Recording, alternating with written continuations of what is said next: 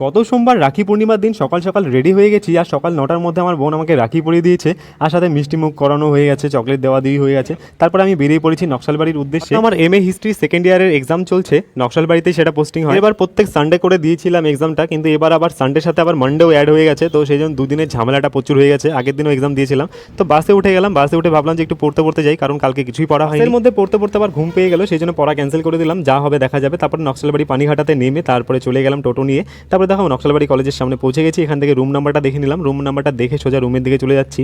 আর রুমের দিকে যাওয়ার পরে একদম পুরো ফাঁকা, আর এখানটায় পুরো টুকলির জন্য অ্যারেঞ্জমেন্ট হচ্ছে। যাই হোক, সেসব আমার কাজ না। ও শেষে সিট নাম্বার খুঁজে পেলাম এবং দেখলাম যে সামনের ফ্রন্ট পেজেই আমার একদম সিট। যাই হোক, তারপরে কি করা যাবে। আমাদের এক্সাম টাইম ছিল 11টা থেকে 3টা পর্যন্ত। আমি 1:30টার মধ্যেই বেরিয়ে গেছি, আর পুরো ফাঁকা কলেজের মধ্যে একা একা বেরিয়ে গেছি ভাই, প্রাউডের সাথে সাথে। যাই হোক, রাস্তা দিয়ে যেতে যেতে আবার সঙ্গে সঙ্গে বাসও পেয়ে গেলাম। বাসের মধ্যে করে একদম বাড়ির দিকে উদ্দেশ্যে চলে গেলাম। আর 3টার মধ্যে আমাদের এক্সাম শেষ হওয়ার কথা ছিল, আমি 3টার মধ্যে বাড়িতে পৌঁছে গেছি। Bye bye, tata.